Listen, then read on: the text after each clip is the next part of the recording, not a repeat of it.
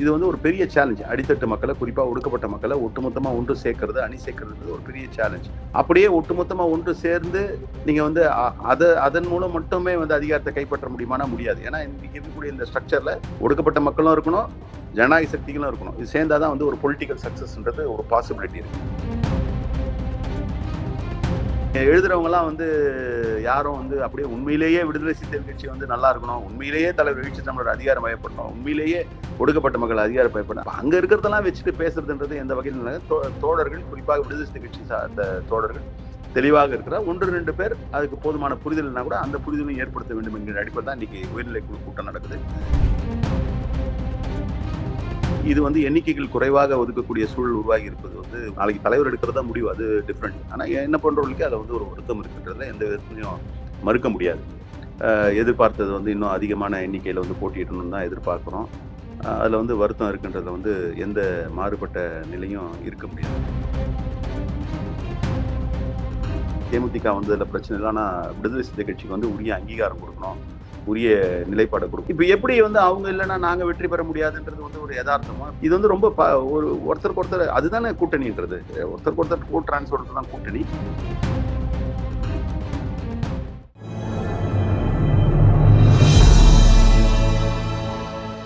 Tamil news நேரல் கண்முணக்கம். இன்றைய சிறப்பு நேர்காணலில் நம்மோடு இணைந்திருப்பவர் விடுதலை சிறுத்தைகள் கட்சியினுடைய மாநில துணை பொதுச் செயலாளர் மற்றும் திருப்போரூர் சட்டமன்ற உறுப்பினர் மரியாதைக்குரிய மாண்புமிகு திரு SS பாலாஜி சார். சார் வணக்கம். வணக்கம் பிரதர். சார், விடுதலை சிறுத்தைகள் கட்சியினுடைய தலைவர் திரு தொல் திருமாவளவன் அவர்கள் இந்த கூட்டணி சம்பந்தமாக தன்னுடைய முகநூல் பக்கத்தில் அவர் பேசிய பேச்சு ரொம்பவே ஒரு பேசுபொருளானது. திமுக தன்னுடைய கூட்டணி கட்சிகளை, குறிப்பாக கொள்கை ரீதியாக இன்டாக்டாக இருக்கக்கூடிய இந்த கட்சிகளை அவர்கள் எப்படி பார்க்கிறார்கள் என்ற ஒரு விமர்சன பார்வை கண்மை காலமாக பெரிதாக வைக்கப்பட்டு வருகிறது. இன்றைய தினம் விடுதலை சிறுத்தைகள் கட்சி சார்பாக ஹைகமாண்ட் மீட்டிங்கும் நடக்க போவதாக நம்ம தகவல்கள்லாம் வந்து பார்க்கிறோம். சோ என்னென்ன முடிவுகள்லாம் வந்து எடுக்கப்பட இருக்கிறது, இந்த கூட்டணியில் நீங்கள் உறுதியாக இருப்பீர்கள் என்று திரு திருமாவளவன் அவர்கள் தெளிவுபடுத்தி விட்டார். ஆனால் உங்களுக்கான உரிய ரெப்ரசன்டேஷன், உங்களுக்கான உரிய அங்கீகாரம் திமுகவிடமிருந்து கிடைக்குமா அப்படிங்கிற ஒரு சந்தேகம் இருக்கிறதை எப்படி பார்க்கிறீங்க? இதுல வந்து என்ன பார்க்க வேண்டியதா இருக்குன்னா, அரசியல் இயக்கங்கள் அதனுடைய தோற்றத்திற்கான அடிப்படை காரணம், எதை முன் வச்சு வந்து அந்த இயக்கங்கள் செயல்படுகிறது என்பதெல்லாம் வந்து முதல்ல கணக்குல எடுத்துக்கணும். இன்னொன்று, ஒவ்வொரு தலைமையும் வந்து தங்களுடைய இயக்கத்தை எப்படி வழி நடத்துறாங்க, எந்த மாதிரியான செயல்பாடுகளை வகுத்துக்கிறாங்கன்றது இதுல ரொம்ப முக்கியமா பார்க்க வேண்டிய ஒரு நிலையா இருக்கு. விடுதலை சிறுத்தைகள் கட்சி இன்னைக்கு வந்து பல அரசியல் கட்சிகள் அவ்வப்போது தோன்றுகின்ற பொழுது அவங்க வைக்கக்கூடிய முழக்கம் என்னன்னா, அரசியல் அதிகாரத்தை, குறிப்பா ஆட்சி அதிகாரத்தை கைப்பற்ற வேண்டும் என்கின்ற நோக்கத்தோட வந்து முன் வச்சுதான் அரசியல் இயக்கங்கள் நகர்த்துறாங்க. இப்போ புதுசா கட்சி தொடங்குற நடிகர் கூட வந்து என்ன சொல்றாங்க, வந்த உடனே நான் முதலமைச்சர் ஆனா வந்து இதை பண்ணுவேன், அது பண்ணுவேன். ஸோ அவங்களோட குறியீடு அந்த முதலமைச்சர் என்கின்ற அந்த ஒரு பதவியின் மீது இருக்கிறது. விடுதலை சிறுத்தைகள் கட்சியினுடைய தோற்றம் வந்து இது ஒரு சமூக இயக்கமா, அடிப்படையில் வந்து ஒடுக்கப்பட்ட மக்களுக்கான ஒரு இயக்கமா வளர்ந்து, அதற்கப்புறம் எந்த மாதிரியான ஒரு டிரான்ஸ்ஃபர்மேஷன் ஆகுதுன்னா வந்து, நம்ம அடிப்படையே அடித்தட்டு மக்களுக்கு வந்து போராடக்கூடிய அதே வேளையில நம்மள சில பேர் வந்து அரசு அதிகாரத்துல, ஆட்சி அதிகாரத்துல போய் உட்கார்ந்தா இதெல்லாம் இன்னும் கொஞ்சம் வேகப்படுத்தலான்றது ஒரு பார்வையா முன்வைக்கப்படுகிறது. இது வந்து ஒரு பெரிய சேலஞ்ச். அடித்தட்டு மக்களை, குறிப்பா ஒடுக்கப்பட்ட மக்களை ஒட்டுமொத்தமா ஒன்று சேர்க்கிறது, அணி சேர்க்கிறது ஒரு பெரிய சேலஞ்ச். அப்படியே ஒட்டுமொத்தமா ஒன்று சேர்ந்து நீங்க வந்து அதன் மூலம் மட்டுமே வந்து அதிகாரத்தை கைப்பற்ற முடியுமானா முடியாது. ஏன்னா இன்னைக்கு இருக்கக்கூடிய இந்த ஸ்ட்ரக்சர்ல ஒடுக்கப்பட்ட மக்களும் இருக்கணும், ஜனநாயக சக்திகளும் இருக்கணும். இது சேர்ந்தாதான் வந்து ஒரு பொலிட்டிக்கல் சக்சஸ்ன்றது ஒரு பாசிபிலிட்டி இருக்கு. அப்ப இந்த பொலிட்டிக்கல் சக்சஸ் பாசிபிலிட்டி ஆகணும்னா நீங்க வந்து கூட்டணி அரசியல் என்கின்ற ஒரு நிலைப்பாட்டை எடுக்க வேண்டியதா இருக்கு. மற்றவங்க சட்டமன்றத்துக்கு போகணும்னு நினைக்கிறத நான் யாரையும் இப்போ குறிப்பிட்டோ அல்லது வந்து இதுவா சொல்ல, பொதுவான ஒரு தாக்கம், அரசியல் தாக்கம் என்னவா இருக்குன்னா, பொதுவாக அரசியல் கட்சிகள்ல சட்டமன்றத்துக்கு போகணும்னு நினைக்கிறவங்க, சட்டமன்றத்துக்கு போறவங்க சில பேர் வந்து கொள்கை கோட்பாடு அடிப்படையில் வந்து உள்ள போகணும்னு நினைப்பாங்க.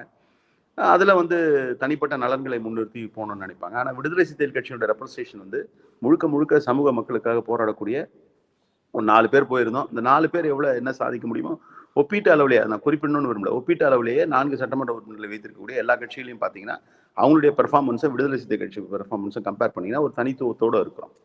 அப்போ இது ஒரு பக்கம். இன்னொன்று, எழுச்சி தமிழரை பொறுத்த வரைக்கும் அரசியல் இயக்கத்தை நடத்தக்கூடிய நிலையில தன்னுடைய தோழர்கள் மிக எளிமையான பின்புலத்திலிருந்து, மிகவும் அடித்தட்டிலிருந்து வரக்கூடிய தோழர்கள் 2 விஷயத்துல ரொம்ப குறிப்பா அவர் கவனமா இருப்பார். ஒண்ணு என்னன்னா, அந்த தோழர்களை முழுமையாக அரசியல்படுத்த வேண்டும். இப்ப நீங்க முழுமையா அரசியல்படுத்த வேணும்னா அவங்களுக்கு வந்து அரசியல் ரீதியான நடவடிக்கைகளை மட்டும் சொல்றது இல்ல, அரசியல் ரீதியாக வந்து மேல வந்து கூட்டணி பேச்சுவார்த்தையில இருந்து தலைவர்கள் பேசக்கூடிய அவை எப்படி இருக்கும், அந்த அவையில எது இதெல்லாம் முன்வைக்கப்படும், எந்த மாதிரியான நிலையில வந்து நமக்கு வந்து இடங்கள் பகிர்ந்தளிக்கப்படும், இந்த மாதிரியான அரசியலும் தன் பின்னால் நிற்கக்கூடிய தோழர்களுக்கு எடுத்து சொல்ல வேண்டும் என்கின்ற ஒரு எண்ணம் கொண்டவர் தலைவர் எழுச்சி தமிழர். எல்லாமே வெளிப்படையா இருக்கணும். அப்ப இந்த முடிவுகளின் அடிப்படையில தான் வந்து இன்னைக்கு வந்து நம்ம இயக்கத்தை நடத்துறோம். அப்ப நீங்க வந்து கூட்டணியில வந்து எங்களுக்கு எவ்வளவு சீட்டு வந்து உரிமை கோரக்கூடிய நிலையில இருக்கிறோம் என்பது ஒரு புறம்.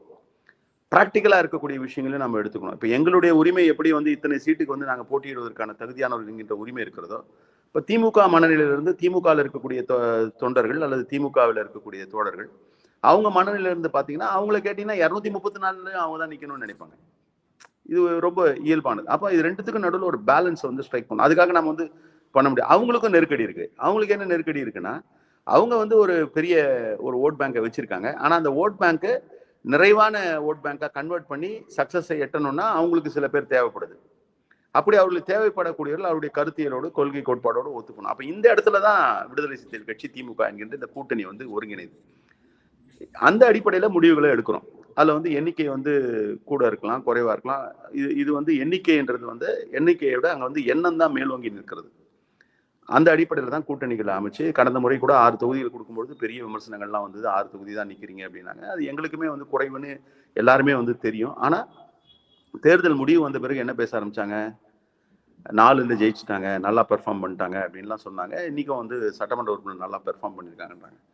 அப்போ வந்து எடுத்த முடிவினுடைய வேல்யூ வந்து இவங்க வந்து ரிசல்ட்டை வச்சு கணக்கிடுறாங்க. ஒருவேளை அந்த ரிசல்ட் தவறான முறையில் அமைஞ்சிருந்ததுன்னா என்ன பண்ணியிருப்பாங்க, இவங்க 6ல் நின்னாங்க, இவங்க இது பண்ணிட்டாங்க போயிட்டாங்க. அப்போ நாங்க வந்து ரிசல்ட்டை பேஸ் பண்ணி வந்து எங்களுடைய முடிவுகளை வந்து வேல்யூ பண்ணல. தலைவர் எழுச்சி தமிழர் முடிவுகள் வந்து முடிவுகளா தான் பாக்குறாரு. அந்த முடிவுனால இப்ப மக்கள் நல கூட்டணியில நின்னோம். இன்னைக்கு கேட்டீங்கன்னாலும் அந்த முடிவு சரியானா சரி, அந்த சூழல சரி, அது ரிசல்ட் தராம போயிருக்கலாம், அந்த கோட்பாடு சரி, அப்படித்தான் நாங்க பாக்குறோம். அந்த நிலையில இதை வந்து யாருக்கு அவர் தெளிவுபடுத்த வேண்டிய நிலையில இருக்காருன்னா கட்சியினுடைய தோழர்களுக்கு தெளிவுபடுத்த வேண்டிய நிலையில இருக்காரு. அதை தான் தெளிவுபடுத்தியிருக்காரு. இப்ப நீங்க எழுதுறவங்க எல்லாம் வந்து யாரும் வந்து அப்படியே உண்மையிலேயே விடுதலை சிறுத்தைகள் கட்சி வந்து நல்லா இருக்கணும், உண்மையிலேயே தலைவர் எழுச்சி தமிழர் அதிகாரமயப்படணும், உண்மையிலேயே ஒடுக்கப்பட்ட மக்கள் அதிகாரமயப்படணும். அதுவும் இல்லாம இன்னைக்கு வந்து சமூக ஊடகங்கள்ல இந்த ஃபேக் ஐடிஸ், ஃபேக் போஸ்ட் எல்லாம் வந்து நிறைய போட ஆரம்பிச்சிட்டாங்க. இது வந்து அது வந்து ஒரு உளவியல் சிக்கல் மாதிரி இருக்கு சில பேருக்கு. நீங்க அது வந்து ஒரு க்ளோஸ்டு காம்பவுண்ட், அது அவ்வளவுதான். அந்த க்ளோஸ் காம்பவுண்ட்ல வெரி ஃபியூ வந்து எந்த விதமான ஐடியாலஜியோட ஒட்டாதவங்க இருக்காங்க. இப்ப அங்க எத்தனை லட்சக்கணக்கான பதிவுகள் வந்து எங்களுக்கு எதிராக வந்தாலும் நான் விசிகே தான், என்ன மாத்த போறது கிடையாது, நான் வந்து மாற போறது கிடையாது. இது எல்லாருக்கும் பொருந்தும். அப்ப அங்க இருக்கிறதெல்லாம் வச்சுட்டு பேசுறதுன்றது எந்த வகையில் தோழர்கள், குறிப்பாக விடுதலை சிறுத்தை கட்சி சார்ந்த தோழர்கள் தெளிவாக இருக்கிற 1-2 பேர் அதுக்கு போதுமான புரிதல்னா கூட அந்த புரிதலும் ஏற்படுத்த வேண்டும் என்கிற அடிப்படையில் தான் இன்னைக்கு உயர்நிலைக்குழு கூட்டம் நடக்குது. இந்த உயர்நிலைக்குழு கூட்டம் கூட நாங்க எப்பவுமே நடத்துறது, எப்பவுமே வந்து ஒரு தேர்தல் ரீதியா ஒரு முடிவு எடுக்கிறோம், இல்ல முடிவெடுக்க போறோம்னா வந்து தலைவர் எழுச்சி தமிழர் அதை அறிவிச்சுட்டு வந்து இங்க கூட்ட மாட்டார். இங்க கூட்டி அதுல இருக்கக்கூடிய சூழல்களை ஆராய்ந்து தோழர்களுடைய கருத்துக்களை கேட்டு அவர் வந்து அந்த கருத்துக்களை என்ன ஃபீல் பண்றாரு அந்த நிலையில தான் இருக்கும். நீங்க சொன்னது மாதிரி இந்த கூட்டணியில தான் இருப்போம். அதுல வந்து எந்த மாற்று கருத்தும் கிடையாது. அவர் பல தடவை சொல்லியிருக்காரு தலைவர் எழுச்சி தமிழர். இப்ப நீங்க இந்த தடவை கம்மி இல்ல வந்து குறைவான சீட்டு கொடுக்குறாங்க போறாங்கன்ற ஒரு சூழல் எழுது. இப்போ கடந்த முறை வந்து கூட்டணியில இருந்தே வந்து வெளியே அனுப்புறதுக்கான ஒரு முயற்சியெல்லாம் ஏற்படுத்தினாங்க. அப்பவே தலைவர் எழுச்சி தமிழர் சொன்னாங்க, கூட்டணியிலே இல்லைன்னா கூட நாங்க போட்டியே இடலைன்னா கூட இந்த கூட்டணிக்கு தான், சாதியவாத மதவாத சக்திக்கு எதிராக இருக்கக்கூடிய இந்த கூட்டணிக்கு தான் நாங்கள் ஆதரவு தெரிவிப்போம்னு புதுச்சேரியில வந்து ஒரு நிகழ்ச்சியில பேசினார் அந்த சூழல்ல. அப்ப இது ஒன்றும் விடுதலை சிறுத்தை கட்சிக்கான புதிதாக ஏற்பட்டிருக்கக்கூடிய ஒரு சூழல் கிடையாது. இதை எப்பொழுதும் போல் தலைவர் எழுச்சி தமிழர் வந்து முழுமையா கையாள்வாரு, வெற்றிகரமா முடிப்பாரு. கொள்கை ரீதியாக இன்டாக்டாக இருக்கக்கூடிய சிபிஐ, சிபிஎம், விசிகா இது போன்ற கட்சிகளை வந்து திமுக ஒரு எந்த பார்வையில் பார்க்கிறது? குறிப்பாக இப்ப நீங்கெல்லாம் பிஜேபி கூட கொள்கை எதிரி, எங்களுக்கு வந்து பிஜேபியோட ஒட்டும் கிடையாது, உறவு கிடையாது, இன்னும் ஒரு படி மேலே போய் விடுதலை சிறுத்தைகள் கட்சி வியக்கக்கூடிய அளவிற்கு பாஜகவிலிருந்து விலகியவர்கள் விசிகாவில் இணைத்துக் கொள்ளப்பட மாட்டார்கள் என்றெல்லாம் கூட நீங்கள் எல்லாம் பிரகடனப்படுத்தியிருக்கிறீர்கள். அப்படிப்பட்ட கொள்கை ரீதியாக பயணிக்கக்கூடிய நீங்கள் ஒருபோதும் பிஜேபியுடன் நீங்கள் வந்து சேரப்போவதில்லை. அப்போ ஆன்டி பிஜேபி ஓட்ஸ் எல்லாம் ஒரு போலரைசேஷன் ஆகி கன்சாலிடேட் திமுக ஆகுது அப்படின்னா நீங்க எல்லாம் கருவியாக அதில் வந்து செயல்படுகிறீர்கள். அதற்கு முக்கியமான காரணம் பிசிகா, இடதுசாரி தோழர்களும் அதில் உள்ளடங்குவார்கள். அப்போ திமுக உங்களை வந்து கொள்கை ரீதியா நம்ம கூட இருக்கிறாங்க, நம்ம தோளோட தோள் நிக்கிறாங்க, என்ன இக்கட்டான நிலைமையிலும் நம்ம கூட நிக்கிறாங்க. அப்ப இவங்களுக்கு நம்ம உரிய மரியாதை கொடுக்கணும்னு தானே அவங்க நினைக்கணும். 6 ரொம்ப சொற்பமானது. சிபிஐக்கு 5 தான் ஒதுக்கி இருக்கிறாங்க. சிபிஎம்முக்கும் நேத்து தோழர் பே. சண்முகம் அவர்கள் சந்தித்து வந்த பிறகு முதலமைச்சர் எங்களை 5 வாங்கிக்கங்கன்னு சொல்லி வலியுறுத்தினாரு அப்படின்னு சொல்லி இப்ப இன்னைக்கு அவங்களும் ஒரு மீட்டிங்கை வச்சிருக்காங்க. உங்களுக்கும் குறைக்க சொன்னதாக நம்ம தகவலை பார்க்கிறோம். நமக்கு அபிஷியலா நமக்கு பெரிதாக எந்த இதுவும் தெரிய வரல. அப்ப இன்னும் சொற்பமான எண்ணிக்கை தான் நமக்கு கிடைக்க போகுது அப்படின்ற ஒரு பேச்சை தான் திருமாவளவன் அவர்களும் வெளிப்படுத்தினார் என்றால், இது வந்து அந்த சமூகம் மக்கள் மத்தியிலும், ஏனென்றால் நீங்கள் எல்லாம் விளிம்பு நிலை மக்களுக்காக போராடக்கூடியவர்கள், எளிய மக்களுக்காக போராடக்கூடியவர்கள், பாதிக்கப்பட்ட மக்களுக்காக நிற்கக்கூடியவர்கள். அப்ப அந்த மக்கள் மத்தியிலே என்ன போய் சேரும்? இதுல 2, 3 செய்திகள் இருக்கு. முதல் செய்தி என்னன்னா, நீங்க சொன்னது மாதிரி வந்து நாங்க வந்து கொள்கை ரீதியா களமாடக்கூடியவர்கள். எங்களுக்கு குறைக்கணுன்ற பேச்சுக்கு இடம் இல்ல. எங்களை பொறுத்த வரைக்கும் அவங்க அப்படி ஒரு இது குறைக்கணுன்ற பாயிண்ட்ல வரவே இல்லை ஆரம்பத்துல இருந்து. திமுகவை பொறுத்த வரைக்கும். ஆனா என்னன்னா, எங்களை பொறுத்த வரைக்கும் என்னன்னா, இது வந்து எண்ணிக்கைகள் குறைவாக ஒதுக்கக்கூடிய சூழல் உருவாகி இருப்பது வந்து உள்ளபடியே வந்து என்ன போன்றவங்க, நான் கட்சியில் இருக்கக்கூடிய ஒரு பொறுப்பாளர் என்கின்ற முறையில நாளைக்கு தலைவர் எடுக்கிறதா முடிவு, அது டிஃப்ரெண்ட். ஆனா என்ன போன்றவர்களுக்கு அதுல வந்து ஒரு வருத்தம் இருக்குன்றதுல எந்த விதத்தையும் மறுக்க முடியாது. எதிர்பார்த்தது வந்து இன்னும் அதிகமான எண்ணிக்கையில வந்து போட்டியிடணும்னு தான் எதிர்பார்க்கிறோம். அதுல வந்து வருத்தம் இருக்குன்றதுல வந்து எந்த மாறுபட்ட நிலையும் இருக்க முடியாது. அதே நேரத்துல நீங்க இந்த கூட்டணிக்கான வலிமையா வந்து குறிப்பா வந்து எழுச்சி தமிழருடைய நிலைப்பாடுன்றது வந்து மிக மிக முக்கியமா இருக்கு. இன்னைக்கு வந்து அது வந்து ஒரு ஸ்டாம்பிங் பிளேஸ்ல இருக்கு. திமுக வந்து கூட்டணியை லீட் பண்ணக்கூடியவங்க, அவங்க வந்து சில நேரங்கள்ல வந்து சில முடிவுகள் எடுக்கிறாங்க. ஒரு என்ன சொல்றது, ஒரு பர்செப்ஷன் பாலிடிக்ஸ்னு ஒண்ணு இருக்கு. இப்ப நீங்க சொன்னது மாதிரி தேமுதிக வந்து இன்னைக்கு வந்து இடதுசாரிகளோ விடுதலை சிறுத்தை கட்சியோ உறுதியா இருக்கக்கூடிய மாதிரி ஒரு நிலைப்பாட்டுல இருப்பாங்களான்னா, ரொம்ப பிளெயினா சொல்லணும்னா இருக்கிறதுக்கு இருக்கலாம், இல்லாம இருக்கலாம். அதே நேரத்துல அவங்களையே நம்ம வந்து ஒரு கேஸ்டிஸ் ஃபோர்ஸாவோ ஒரு கம்யூனல் ஃபோர்ஸாவோ பார்க்கலன்னா, அவங்க அந்த மாதிரியான செயல்பாடுகளை எப்படி இதுல இருந்து டிட்டாச் ஆயிருக்காங்களோ, ஒரு ஒரு உறுதியான கொள்கை நிலைப்பாடு இல்லையோ, அது மாதிரி அதை வந்து என்டாஸ் பண்ணதும் இல்லை அவங்க. அதனால வந்து அவங்க வர்றதுனால வந்து எங்களுக்கு வந்து எந்த இதுவும் இல்லை. ஆனா அவங்க வந்திருக்காங்கன்றத வந்து அடிப்படையா வச்சுட்டு, காரணமா வச்சுட்டு இடம் குறையுதுன்ற மாதிரியான ஒரு சூழல் உருவாகுது. உள்ளபடியே ஒரு வருந்தக்கூடிய ஒரு நிலை தான். இன்னைக்கு நீங்க வரக்கூடிய பதிவுகள் திமுக தரப்புல இருந்து திமுக தோழர்களா இருக்கக்கூடியவர் நிறைய பேர் 2 நாளா போடுற பதிவு பார்த்தீங்கன்னா தெரியும். என்ன போடுறாங்கன்னா, அது மாதிரி தேமுதிக வந்ததுல பிரச்சனை இல்லை, ஆனா விடுதலை சிறுத்தை கட்சிக்கு வந்து உரிய அங்கீகாரம் கொடுக்கணும், உரிய நிலைப்பாடு கொடுக்கணும். நீங்கள் இல்லை என்றால் திராவிட முன்னேற்ற கழகம் பெரும்பான்மையும் இழக்கும் என்ற வார்த்தையும் அவர்கள் சுட்டிக்காட்டுகிறார்கள். இப்ப எப்படி வந்து அவங்க இல்லைன்னா நாங்க வெற்றி பெற முடியாதுன்றது வந்து ஒரு யதார்த்தமோ. இப்ப நான் வந்து சட்டமன்ற உறுப்பினரா இருக்கேன்னா வந்து திமுகவினுடைய வாக்குகள் டிரான்ஸ்ஃபர் ஆயிருக்கு, பாராளுமன்ற உறுப்பினரா இருக்கக்கூடியவங்களுக்கு டிரான்ஸ்ஃபர் ஆயிருக்கு.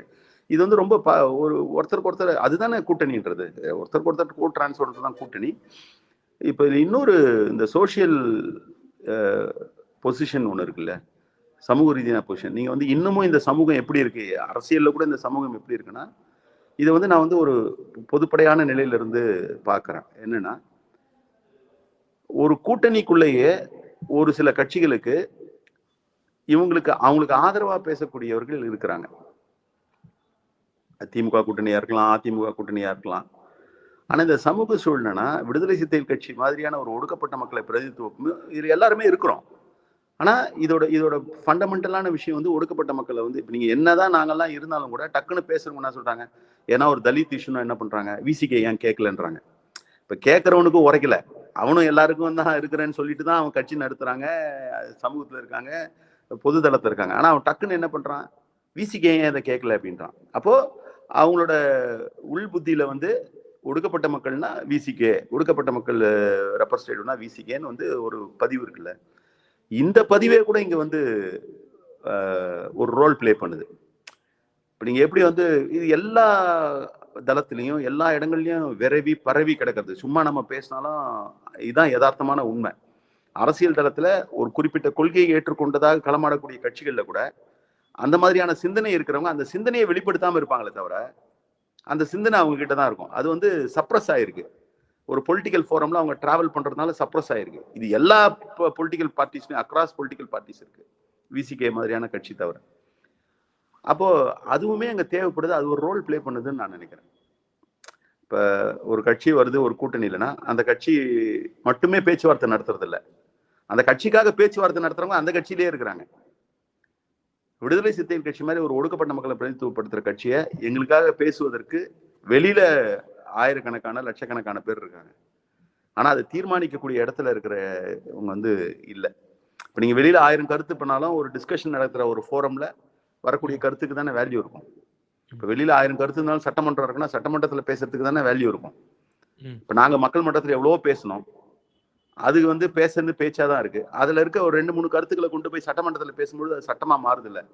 அப்ப அதே மாதிரி வந்து விடுதலை சிறுத்தை கட்சி இப்படிலாம் இருக்கு, விடுதலை சிறுத்தை கட்சிக்கு நிறைய கொடுக்கலாம் அப்படின்னு நீங்க பேசுறீங்க, பொது வழியில் இருக்கவங்க பேசுறாங்க, மீடியால இருக்கவங்க பேசுறாங்க, மற்ற கட்சிகள் இருக்கக்கூடிய பேசுறாங்க, எல்லாம் கரெக்ட்.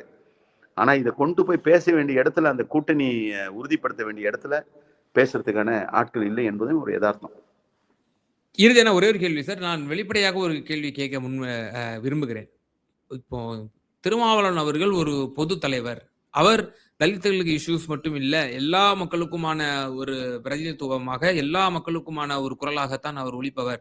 அவர் பொது தலைவர் என்ற ஒரு பார்வை இப்போது நீண்ட காலமாகவே இருக்கிறது. அவர் அந்த சமூகத்திற்கு மட்டுமல்ல, எல்லா தமிழர்களுக்கான ஒரு தலைவராகத்தான் அவர் வந்து பார்க்கப்படுகிறார். ஆனால் திமுக மற்றும் இந்த சமூக கட்டமைப்பு அவரை வந்து பொது தலைவராக அங்கீகரிக்க மறுக்கிறதா? அங்கு என்ன ஒரு பேரியரா இருக்கு? ஒரு தலித் ஒருவர் முதலமைச்சராக ஆவதற்கு இங்க ஒரு ஸ்டேட் பேரியரா இருக்கு அப்படின்னு சொல்லி திருமாவளவன் அவர்கள் 2 ஆண்டுகளுக்கு முன்னால் அவர் கூறியிருந்தார். திமுக மீது நம்பிக்கை இருக்கிறது என்ற ஒரு கருத்தும் அவர் கூறியிருந்தார். இப்போ திமுக கடந்த நாடாளுமன்ற தேர்தலில் கூட ஒரு பொது தொகுதியை நீங்கள் கேட்டதாக நம்ம செய்திகளை பார்த்தோம். எங்களுக்கு 3 தராவிட்டாலும் ஒரு பொது தொகுதி, ஒரு தனி தொகுதி கொடுங்கள், வழங்குங்கள் என்று கூறியும் திமுக உங்களுக்கு வழங்கவில்லை. 2ம் தனி தொகுதியே வழங்கியது. அப்படி என்றால் திமுகவும் அந்த சாதிய கண்ணோட்டத்தோட தான் வந்து விசிகாவை அணுகுகிறதா என்கிற ஒரு கேள்வி வந்து முன்வைக்கப்படுகிறது. உங்களுடைய சக தோழர் முன்னாள் தற்போதைய துணை பொதுச் செயலாளர் இருக்கக்கூடிய வன்னியரசு அவர்களும் கலைஞர் அவர்களுடைய காலகட்டத்தில் அவரும் கூறியிருந்தார், நீங்கள் எல்லாம் பொது தொகுதி கேட்கலாமா என்ற கருத்தை அவரும் கூறியிருந்தார். அந்த மனோநிலையோடு தான் திமுக விசிகாவை இன்றளவும் அணுகுகிறதா? அதாவது இப்போ திமுகவினுடைய அணுகுமுறை என்பது ஒரு பக்கம். நீங்க சொன்ன மாதிரி தலைவர் எழுச்சி தமிழர் வந்து எல்லாரும் ஏற்றுக்கொண்ட ஒரு தலைவராக இருக்கிறார் என்பதில் எந்த மாற்று கருத்து இருக்க முடியாது. பல ஆண்டு காலமா அப்படிதான் ஏற்றுக்கொண்டிருக்காங்க. நீங்க ஏற்றுக்கொள்வது எந்த பிளாட்ஃபார்ம்ல தான் ஒரு கொஸ்டின் வருது. இப்ப நீங்க ஜென்ரலா ஒரு சர்வே எடுங்க, தமிழ்நாட்டில் இருக்க எல்லா மக்கள்கிட்டையும் போயிடுங்க, தலைவர் எழுச்சி தமிழர் இல்ல வந்து இன்னைக்கு வந்து தமிழ்நாட்டில் இருக்கக்கூடிய தலைவர்கள்ல நேர்மையான தலைவர், உங்களுக்கு பிடித்த தலைவர் யாருன்னு கேளுங்க, ஒரு சர்வே. நான் எழுதி தரேன். நான் பல லட்சம் வாக்குகள் வித்தியாசத்துல முன்னணியில வந்து தலைவர் எழுச்சி தமிழர் தான் இருப்பார். அப்படியே வந்து முதலமைச்சர் என்கின்ற நிலையில கொண்டு போனீங்கன்னா அதுல வாக்களித்த பல பேர் வந்து இந்த அரசியல் அதிகாரத்திற்கு வந்து இவர் வர்றதை வந்து ஏற்றுக்கொள்ள மாட்டாங்க. அப்ப இந்த டிஃபரன்ஸ் வந்து உங்களுக்கு முதல்ல தெரியணும். இப்ப எங்களை போன்றவர்களுடைய போராட்டமே என்னன்னா, அது ரெண்டுத்தையும் ஒன்னாக்கணும். அவரை வந்து ஒரு லீடரை அக்செப்ட் பண்ணவங்க இந்த நாட்டை லீட் பண்றதுக்கான ஒரு அக்செப்டன்ஸ் வந்து கொண்டு வர்றது தான் போராட்டம். அதுதான் அந்த போராட்டம். அதை தான் தலைவர் எழுச்சி தமிழர் சொன்னார். தமிழ்நாட்டினுடைய அரசியல் இன்னைக்கு வந்து எல்லா ஜனநாயகத்தையும் பேசினா கூட ஒரு தலித் ஒருவரை முதலமைச்சராக ஏற்றுக்கொள்ளக்கூடிய நிலையில இல்லை அப்படின்றது கலை யதார்த்தமா சொன்னது. இதுதான் இதோட அர்த்தம். நீங்க அந்த டிஃபரன்ஸை வந்து பார்க்கணும். நீங்க எலக்டோரல் பாலிடிக்ஸே என்னன்னா, உங்களை லைக் பண்றது வேற, உங்களுக்கு ஓட் பண்றது வேற, உங்களை விரும்புறது வேற, உங்களுக்கு வாக்களிக்கிறது வேற. இந்த டிஃபரன்ஸ் எல்லாம் தெரிஞ்சுதான் இந்த களத்துல வந்து ஒவ்வொரு நகர்வா நகர்ந்து அந்த அந்த கேப்பை வந்து நேரோ பண்ணிட்டு இருக்கோம். இப்ப தலைவர் எழுச்சி தமிழர் நீங்க குறிப்பிட்டீங்க, ரொம்ப நாளாவே பொது தலைவரா வந்து மக்கள் அக்செப்டன்ஸ் கொடுத்துட்டாங்க. பட் மக்கள் கொடுத்த அந்த அக்செப்டன்ஸ் வந்து ஒரு பக்கம் இருக்கு, எலக்டோரல் அக்செப்டன்ஸ் இன்னொரு பக்கம் இருந்தது. இதுக்கான கேப் இருந்தது. இன்னைக்கு என்ன செஞ்சிருக்கோம்னா, இந்த கேப்பை வந்து நேரோ டவுன் பண்ணிருக்கோம். இது ஒரு நாள் வரும், இந்த 2 கேப்பும் ஒன்னா சேரும். அந்த நாள் தான் வந்து தலைவர் எழுச்சி தமிழர் வந்து முதலமைச்சர் என்கின்ற நிலைக்கு வரும். அதற்கான போராட்டத்தில் ஈடுபடும் பொழுது இதுல வந்து இடைப்பட்ட காலத்தில் இருக்கக்கூடிய விஷயங்கள் தான். நாடாளுமன்ற தேர்தலை பொறுத்த வரைக்கும் 3 தொகுதிகள் கேட்டோன்றதுல மாறுபட்ட நிலை இல்லை. ஆனா 2 தொகுதியா இருந்ததுன்னா அதுல ஒரு பொது தொகுதி என்ற அளவுக்குலாம் வந்து அந்த மாதிரி டீப்பரா வந்து போறதுக்கான சூழல்லாம் இல்லை. இல்லை இன்னொரு ஒரு செய்தியை வந்து நீங்க புரிஞ்சுக்கணும். இப்ப நாம வந்து ஒரு விஷயத்த பேசுறோம், பொது தொகுதி தனி தொகுதின்னு பேசுறோம். இந்த பொது தொகுதி தனி தொகுதின்னு பேசுறதுக்கு முன்னாடி இந்த தனி தொகுதிகள் எப்படி அடையாளம் காணப்பட்டிருக்கிறதுன்றது வந்து நம்ம புரிஞ்சுக்கணும்.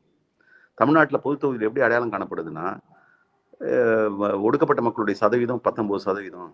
அப்ப 234 × 0.19, அப்ப 44 தொகுதி. இந்த 44 தொகுதியில எது எது தனி தொகுதின்னு எப்படி அடையாளம் காண்றாங்கன்னா, ஒரு மாவட்டத்துல இருக்கக்கூடிய தலித்துகளுடைய பர்சன்டேஜ் பாப்புலேஷன், அத ஒட்டுமொத்தமா தமிழ்நாட்டுல இருக்கக்கூடிய தலித்துகளுடைய எண்ணிக்கையில வகுத்து 44ல பெருக்கணும். பெருக்குனா என்ன எண்ணிக்கை வருதோ அதோட அந்த எண்ணிக்கையின் அடிப்படையில ஒவ்வொரு மாவட்டத்திலையும் ஒதுக்குறாங்க. இப்போ உதாரணத்துக்கு இப்போ காஞ்சிபுரமும் செங்கல்பட்டும் பிரிஞ்சிருச்சு. ஆனா எலெக்ஷன் கமிஷன்ல வந்து காஞ்சிபுரம் மாவட்டமா இருந்து செய்யப்பட்ட ஒதுக்கீடு தான். அப்ப செஞ்ச ஒதுக்கீடின் அடிப்படையில தான் வந்து இப்ப இருக்கு. இப்ப அப்படி பார்க்கும்பொழுது எந்தெந்த மாவட்டத்திலாம் தலித்துகளுடைய எண்ணிக்கை மிக அதிகமாக இருக்கிறதோ அந்த மாவட்டத்துல என்ன ஆகும்னா, முதல் 2 தொகுதியிலேயே பாத்தீங்கன்னா 30% மேல இருப்பாங்க. அவங்க 2 தொகுதினா அதுலயே 30% மேல இருப்பாங்க. 3வது தொகுதி பாத்தீங்கன்னா பொது தொகுதியா இருக்கும். அந்த தொகுதியே உதாரணத்துக்கு வந்து உத்தரமேரூர் சட்டமன்ற தொகுதி எடுத்துட்டீங்கன்னா 30% தலித்துகள் இருக்காங்க. திருப்பூர்ல 29 ஆஸ் பர் 2000 அந்த 7 டீலிமிட்டேஷன் படி 2001 பாப்புலேஷன் வச்சு பண்ணதுல பல பொது தொகுதிகள்ல தனி தொகுதிகள் இருப்பதை விட கூடுதலா வந்து ஒடுக்கப்பட்ட மக்கள் இருக்கிறாங்க. அப்ப என்ன அர்த்தம்னா, ஒடுக்கப்பட்ட மக்கள் அதிகமாக இருக்கக்கூடிய இடத்துல தலித் அல்லாத ஒருத்தர் பிரதிநிதியா இருக்கிறாரு, வராரு. நான் சொல்றது புரியுதுங்களா? அப்ப இது இந்த ஒரு நரேட்டிவே இருக்குல்ல, பொது தொகுதி தனி தொகுதின்னு. இதை வந்து பத்தி பேசுறதுக்கு முன்னாடி பொது தொகுதிகள் தனி தொகுதியில் எப்படி அடையாளம் காணப்பட்டிருக்கிறதுன்றது பாத்தீங்கன்னா, இப்ப ரொம்ப சிம்பிளா சொல்றேன். நான் வந்து திருப்பூரனுடைய சட்டமன்ற உறுப்பினருங்க. நான் வந்து பார்க்க போனீங்கன்னா பொது தொகுதி தான் அது. ஆனா நான் வந்து 29% தலித்துகளை பிரதிநிதித்துவப்படுத்துறேன். ஆனா நம்முடைய சட்டமன்ற தொகுதி இந்த அசம்பிளிலேயே இந்த 29% விட குறைவா 20% தலித் மக்களை கொண்டவர் தலித் பிரதிநிதியா வந்து நிக்கிறாரு. அப்ப இது வந்து சும்மா இது வந்து நம்ம பேசுறதுக்கு நல்லா இருக்குமே தவிர இல்ல வந்து இருக்குமே தவிர எனக்கு அதுல வந்து உடன்பாடே இல்லை. பொது தொகுதி தனி தொகுதின்றதுல உடன்பாடே இல்லை. என்ன காரணம்னா இந்த எப்படி இது வந்து செட் பண்ணியிருக்குன்றத பொறுத்துதான். அதனாலதான் புரட்சியாளர் அம்பேத்கர் அவர்களே கூட இரட்டை வாக்குரிமை கேட்டதுடைய அடிப்படையே அதுதான். நீங்க ஒரு ஜென்யூனான தலித் ரெப்ரஸன்டேட்டிவ், இந்த சிஸ்டம் வந்து it is not a real system which is giving representation to the Dalit segment இல்ல வந்து எஸ்சி எஸ்டி செக்மெண்ட்டுக்கு வந்து ரெப்ரஸன்டேஷன் கொடுக்குற சரியான முறை கிடையாது. இதை வச்சுட்டு தான் இவங்க வாதம் பண்றாங்க. உண்மையிலேயே வந்து அந்த ரெப்ரஸன்டேஷன் எப்படி இருக்கும்னா, நீங்க வந்து அப்லிஃப்ட்மெண்ட் வேணா புரட்சியாளர் அம்பேத்கர் முன் வச்சு அந்த இரட்டை வாக்குரிமை வந்தாதான் வந்து அதை பத்தி நம்ம வந்து பேச முடியும். சார், மிக நிறைவாக எப்பொழுது கூட்டணி ஒப்பந்தம் என்பது கையெழுத்தாக இருக்கிறது? இந்த ஹைகமாண்ட் மீட்டிங்ல முக்கியமான முடிவுகள் எடுக்கப்பட இருக்கிறதா? எவ்வளவு உங்களுக்கு ஆஃபர் பண்றாங்க? நிறைவான கருத்து. ஆஃபர் பண்றது எழுச்சி தமிழர் தான் பேசுறாரு. எங்களுக்கு அதுக்கான இது தெரிஞ்சிருந்தாலும் அது அதிகாரப்பூர்வமா சொல்லக்கூடிய நிலையில இல்லை. அது வந்து நல்லதும் இல்லை. இன்னைக்கு எடுக்க போற இந்த உயர்நிலைக்குழு கூட்டங்கள்ல அதுல வந்து முழுமையா எல்லோருக்கும், சில பேருக்கு தெரியும் என்ன மாதிரியான பேச்சுவார்த்தைகள் நடந்ததுன்னு, சில பேருக்கு தெரியாதுன்னா அவங்க வெளியில இருக்காங்க. என்னுடைய நிலையில நானே துணை பொதுச்செயலாளரா இருக்கேன். நான் சென்னையில இருக்கிறதுனால, தலைவர் பக்கத்துல இருக்கிறதுனால என்னால சில விஷயங்களை தெரிஞ்சுக்க முடியும். என்ன போன்ற துணை பொதுச்செயலாளரா தென் மாவட்டங்கள்ல அந்த கடைசியில இருக்கவங்களை வந்து போன்ல வந்து நிறைய விஷயங்கள் பேச முடியாது. அவங்களுக்கு இப்ப அவங்க எல்லாருக்கும் நடந்து இருக்கக்கூடிய விஷயங்கள், இருக்கக்கூடிய சூழல் இதெல்லாம் வந்து அவங்களுக்கும் தெரியும். தலைவரும் அதை பற்றி விளக்குவாரு. இதெல்லாம் பேசி ஒரு முடிவுக்கு வருவோம். கூட்டணியில் இருக்கிறதுன்றதுல வந்து எந்த மாற்றமும் கிடையாது. ஒரு முடிவுக்கு வருவோம். அதுல இன்னும் கொஞ்சம் ஒரு நாள் ஸ்ட்ரெஸ் பண்ணி திமுக தலைமை இடத்துல வந்து பேசுங்கன்ற மாதிரியான முடிவு வந்ததுன்னா, திமுக தலைவர் இடத்துல இந்த கட்சியினுடைய உயர்நிலைக்குழு எடுத்த மீட்டிங்கினுடைய முடிவுகளின் அடிப்படையில ஒரு அழுத்தத்தை கொடுக்கறதுக்கான எடுப்போம். தொகுதிகளை ஐடென்டிஃபை பண்ணக்கூடிய ஒரு நிலை இருக்கிறது. கடந்த முறை 4 தொகுதிகளில் வெற்றி பெற்றிருக்கிறோம். 2 தொகுதியில் வெற்றி வாய்ப்பு இழந்திருக்கிறோம். போன முறை நாங்கள் கேட்ட தொகுதிகள் வேற தொகுதிகள் கேட்டிருக்கோம். ஆனால் அவங்க கொடுத்த தொகுதிகள் இருக்கு. அப்போ அந்த தொகுதிகளில் இதெல்லாம் தான் இன்னைக்கு வந்து முடிவுக்கு வரும். என்னுடைய அனுமானம், ஏன்னா தேதி இது உங்களுக்குமே தெரிஞ்ச செய்தி தான். 30ஆம் தேதி நாமினேஷன் ஆரம்பிக்குது. நீங்க புதன்கிழமை எல்லாத்தையும் முடிச்சாதான் அதுக்கப்புறம் இது அடையாளம் காணணும். தொகுதிகள் அடையாளம் காணணும். தொகுதியில் அடையாளம் காணின பிறகு வேட்பாளர்களுக்கு அப்புறம் தொகுதியில போய் எல்லாரும் போய் பார்க்கணும் போகணுன்ற மாதிரியான இருக்கு. புதன்கிழமை வாக்குல வந்து நாளைக்கே கையொப்பம் விட்டாலும் அல்லது அதிகப்படியாக புதன்கிழமை வந்து அதற்கான சூழல் வரும் என்பதாகத்தான் நான் கருதுகிறேன். நிச்சயமா சார். கூட்டணி சம்பந்தமாகவும் விடுதலை சிறுத்தைகளினுடைய தற்போதைய நிலைப்பாடு பற்றி ரொம்ப தெளிவா எங்க நேயர்களுக்கு உங்களோட கருத்துக்களை பகிர்ந்தீங்க. மிக நன்றி. நன்றி.